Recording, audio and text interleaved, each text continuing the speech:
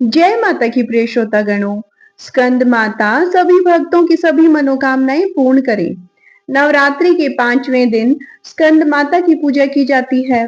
स्कंद माता देवी दुर्गा का 5वां अवतार है। स्कंद माता का नाम दो शब्दों से मिलकर बना है, स्कंद और माता। इसका अर्थ होता है स्कंद भगवान की माता।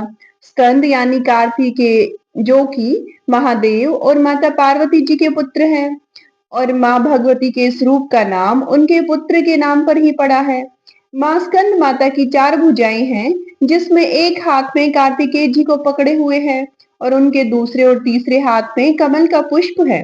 अपने चौथे हाथ में स्कंद माता अपने भक्तों को आशीर्वाद देती है। माता की सवारी सिंह है और माँ कमल के पुष्प पर भी विराजमान रहती है।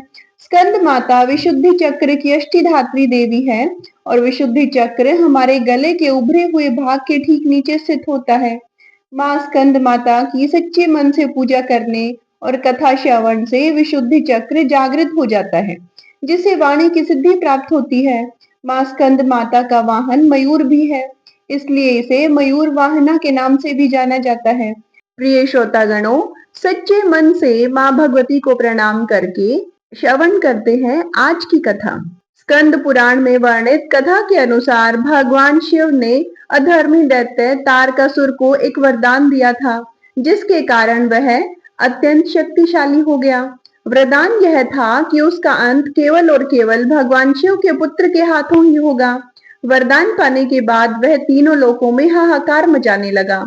यहाँ तक कि तारकासुर के नेतृत्व में दैत्यों ने देवताओं को भी पराजित कर दिया था। सृष्टि में तारकासुर समेत दैत्यों का अत्याचार बढ़ने लगा। आखिरकार सभी देवता भगवान ब्रह्मा जी के पास पहुंचे और तारकासुर से संबंधित समस्या के बारे में उन्हें बताया। इस पर ब्रह्मा जी ने देवताओं को सुझाव दिया कि वे कैलाश जाकर भगवान शिव से पुत्र उत्पन्न करने की विनती करें, क्योंकि उनके ही पुत्र द्वारा तारकासुर का वध किया जा सकता है। दूसरी तरफ देवराज इंद्र और अन्य देवगण भगवान शिव के पास गए, लेकिन भगवान तो साधना में लीन थे और यह वही समय था जब भगवान शिव माता सती के वियोग में थे और वे गहन साधना में स्वयं को लीन कर चुके थे।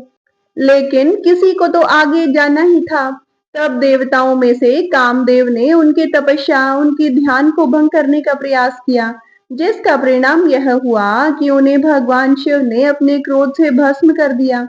इधर देवी पार्वती भी भगवान शिव को पति रूप में प्राप्त करने के लिए कठिन तपस्या में लीन थी। तब भगवान शिव देवी पार्वती जी की तपस्या से प्रसन्न हुए और शुभ घड़ी और शुभ मुहूर्त में उनसे विवाह कर लिया। दूसरी ओर भगवान शिव और देवी पार्वती के विवाह के शुभ अवसर पर ही देवी रति ने भगवान से और माता पार्वती से अपने पति को पुनर्जीवित करने की कामना प्रकट की। तब भगवान शिव ने कामदेव को पुनर्जीवन प्रदान किया। इस तरह शिव और शक्ति पुनः एक होकर कैलाश पर वास करने लगे और कथा में यहीं पर भगवान शिव के पुत्र कार्तिकेय जी का प्रसंग आता है। कार्तिकेय जी माता पार्वती और भगवान शिव के जैविक पुत्र नहीं हैं, लेकिन वे शिव जी के अंश अवश्य हैं। कार्तिकेय जी का जन्म कुछ इस प्रकार हुआ था कि शिव जी के तेज से एक दिव्य प्रकाश पुंज निकला और यह पुंज इतना शक्तिशाली था कि इसे अग्नि, पर्वत, ऋषि मुनियों की पत्नियां तक नहीं संभाल पा रही थी। शिवांश इतना तेज था कि कोई भी उसे संभाल नहीं सका और जब तक तेज धरती पर पड़ा तो धरती माता ने भी इसे संभालना कठिन हो गया।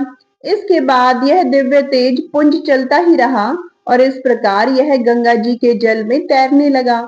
लेकिन देवी गंगा भी इस पुंज को सहन न कर पाई और उसे सरकंडे के एक वन में त्याग दिया। समय बीतने के साथ ही शिवजी का अंश वह एक बालक के रूप में परिवर्तित हो गया। 6 मुख वाले उस बालक का पालन पोषण कृतिकाओं ने किया था, जिसके कारण ही उस बालक का नाम कार्तिकेय पड़ गया। भगवान शिव जी के तेज से उत्पन्न हुए इस बालक का यानी कार्तिकेय जी का वन में ही पालन पोषण होने लगा। कृतिकाएं एक माता की भांति उस बालक का ध्यान रखती थी।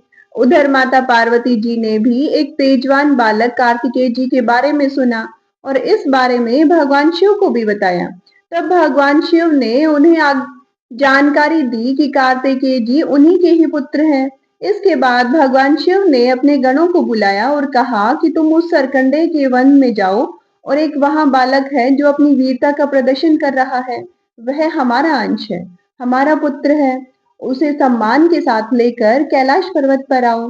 तब शिवजी के आदेश के बाद शिवगण उस वन में पहुंचे और कुमार कार्तिकेय को कृतिकाओं सहित बड़े सम्मान के साथ भगवान शिव के सम्मुख ले आए। उस बालक को देखकर कैलाश पर्वत पर आनंद छा गया। वहीं कार्तिकेय जी के आ जाने के बाद अब वह समय भी आ गया था जब उन्हें शिव पुत्र के द्वारा तारकासुर का वध होना था। भगवान शिव के पुत्र कार्तिकेय जी अत्यंत वीर थे और उन्हें तारकासुर का वध भी करना था।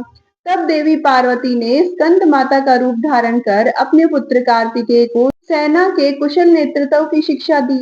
उन्हें युद्ध के सभी कौशल सिखलाए, युद्ध की सभी रणनीतियां सिखाई और तब इस प्रकार कार्तिकेय जी को देव सेना का सेनापति नियुक्त कर दिया गया।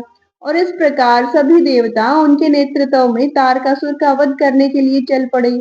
युद्ध के मैदान में देवताओं और तारकासुर का भयंकर युद्ध हुआ और इस प्रकार तारकासुर शक्तिशाली कार्तिकेय जी के सामने एक क्षण भी नहीं टिक सका और वहीं कार्तिकेय जी के हाथों तारकासुर का वध हो गया। तारकासुर का वध करके कार्तिकेय जी अपनी सामर्थ्य शक्ति का प्रदर्शन किया। उन्हें अपयुद्ध कौशल से षष्ठी को तारकासुर के उत्पात से उनके भय से मुक्त कराया। इसलिए देवराज इंद्र ने त्रिदेवों और सभी देवताओं की सर्वसम्मति से कार्तिकेय जी को देवताओं का सेनापति नियुक्त कर दिया। इस प्रकार स्कंद माता की पूजा में भगवान कार्तिकेय जी की कथा का भी प्रसंग मिलता है और जो भक्त सच्चे मन से इस कथा को सुनता है उसके सभी विघ्नों का नाश हो जाता है, उसके सभी शत्रु भी परास्त हो जाते हैं, उसके घर में सुख शांति छा जाती है। प्रिय श्रोतागणों, प्रेम से बोलिए स्कंद माता की जय, कुमार कार्तिकेय जी की जय।